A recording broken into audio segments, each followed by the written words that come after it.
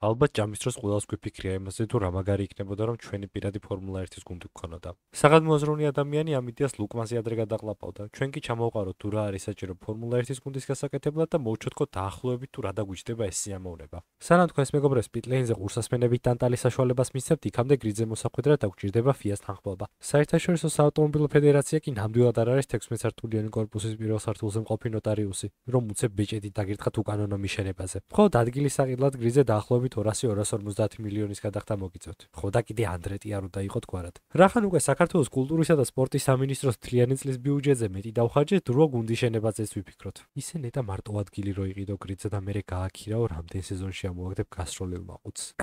რა არის თავარი რბოლაში მონაწილეობისთვის? დიახ, მანქანა. რა არის მანქანისთვის საჭირო თუ არა ადგილი, სადაც მასზე იმუშავებ? ადგილი, სადაც ერთად შეყრი ინჟინრებს, დიზაინერებს, დადგამ სიმულატორს, ქარის გვირაბს და სატირაო ოთახს. ხო, ეს უკანასკნელი ყველაზე მეტად დაგვჭირდება. ახლა კი ევენჯერების შეკრების დროა. ხალხი, რომელიც ყველაფერს ისე გააკეთებს, როგორც დაავალებ და წარუმატებლობის შემთხვევაში ისევ მათ დააბრალებ. გუნდის დირექტორი ადამიანია, რომელსაც ობიექტურად ყველაზე დიდი ჯაფა ადგება. და ყველა ჯოხი მათზე ტყდება. ვინაიდან ტოტო ყურსასმენებს და მაგიდებს ანგრევს, ხოლო ჰორნერი ოჯახებს ამ კანდიდატურაზე ფიქრში, ფულის და დროის დასუქვა ნამდვილად არ შეიძლება. აუცილებელთა სიაში ასევე არიან სტრატეგები და სარბოლო ინჟინრები, რომლებმაც ყველაფერი წინასწარ უნდა გათვალონ. და მექანიკოსების გუნდი, რომელიც უსწრაფესად უნდა მოემსახუროს საბურავების შესასვლელად შემოსულ მანქანას. ხო და კიდე კარგ სოცმედია მენეჯერს თუ აიყვანთ, უკეთესი იქნება. გუნდის ცუდი შედეგები სასაცილოდ რომ მაინც მიაწოდოს გულშემატკივარს.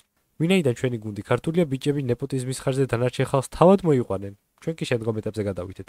როგორც აღმოჩნდა, გუნდი შეიკრა, ახლა მანქანა გვჭირდება, რომელსაც ამერიკიდან ბაჩი გორდეზიანი და თუ ემქარსი ვერ ჩამოგვიყვანს. ფორმულა 1-ის მანქანა რამოდენიმე მთავარი დეტალისგან შედგება. ბოლიდი უნდა იყოს მსუბუქი, გამძლე, სწრაფი და რაც მთავარია FIA-ს ტექნიკური რეგულაციების მიხედვით აწყობილი. მანქანისთვის გვჭირდება შასი, რომელზეც ბოლიდი აიწყობა, აეროდინამიური დეტალები, რომლის უმეტესობას ჩვენი გასაკეთებელი იქნება, საძალე მოწყობილობა თავის გადაცემათა კოლოფთან ერთად, რომელიც შეგვიძლია ჩვენვე გავაკეთოთ, ან უკვე არსებულ წარმოებლებს ვემათხოვროთ. ფორმულა 1 ავტოსპორტის უმაღლესი ეტაპია, სადაც ყველაფერი იდეალურადაა გათვლილი. აქ საერთოდ ვერ ნახავთ დასკოჩილოს მილიონიან ტექნიკას. რასაკვირველია, მანქანა მძღოლის გარეშე არაფერია. აქ შედარებით მარტივად გამოვძრობით, რადგან თითქმის ყველა ახალი გუნდის ლაინაპი შედგება ერთი გამოცდილი პილოტისგან, რომელიც ყველაფერს გააკეთებს მანქანის გასაუმჯობესებლად, ხოლო მეორე ახალგაზრდა ფულიანი მამიკოშვილი, რომელიც თქვენს პროგრესს მაქსიმალურად ჩიანელებს, მაგრამ მამამისის ყავის კომპანიით ეს ყველაფერი დაბალანსდება. და მივედით ყველაზე მთავარ დეტალზე. სპონსორები, ხალხი, რომელსაც უნდა დაარწმუნოთ, რომ თქვენს მილიარდიან იდეას გასახანი აქვს და მათი ორცხობილების სტიკერის დაკვრა საიტბოზე ნამდვილად მომგებიანი იქნება ორივე მხარისთვის.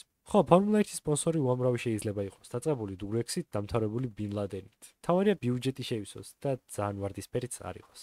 რა უნდა ორი მანქანის და ასობით ადამიანის ტრანსპორტირებას მსოფლიოს 20 ქვეყანაში 5 კონტინენტზე. ყველაფერი სწავლის შედეგად მოდის და არც ეს სფერო იქნება გამონაკლისი. რასაკვირველია, პირველ წელს უმაღლეს შედეგს ვერ დავუმიზნებთ. თუ ცოტა ხიპიანი კაცი არ ხართ და გუნდში მთელი 1 ფუნტი არ გაქვთ გაქნეული. საწყის ეტაპზე ქულების მოგროვებას კი ჩემპიონობის ტოლფასი იქნება, მაგრამ დროთა განმავლობაში წინსვლა აუცილებელი გახდება. სწორედ ამიტომ გუნდი არ უნდა მოდუნდეს და მუდმივად განახლებებზე უნდა იზრუნოს. თქვათ და ძალიან კარგი სპონსორი ვიშოვეთ, ეს საერთოდ არ გვაძლევს იმის საშუალებას, რომ ფული ისევ ხარჯოთ, როგორც აგვიხარდება. თუ რა თქმა უნდა, Red Bull-ის ასადილო არ ვართ. 2021 წლიდან ფორმულა 1-ში ამოქმედა ბიუჯეტის ჭერის წესი, რის მიხედვითაც გუნდებს არ შეუძლიათ დახარჯონ 135 მილიონზე მეტი. ხო, ამ ფულში არ შედის არც პილოტების ხელფასი და არც ტოპ 3 ადამიანის ჯამაგირი. მაგალითად, გუნდის დირექტორს, ტექნიკურ დირექტორს და მთავარ ინჟინერს შეგიძლიათ იმდენი გადაუხადოთ, რასაც წვენების კომპანია წლის დასაწყისში სასპონსორო ბიუჯეტით გადმოგცემთ. ეს მარტო რბოლა არა, ეს ფორმულა 1-ია და გახსოვდეთ, თუ ვერ ჯობნით, აუცილებლად მოიტყუეთ. მომავალ შეხვედრამდე.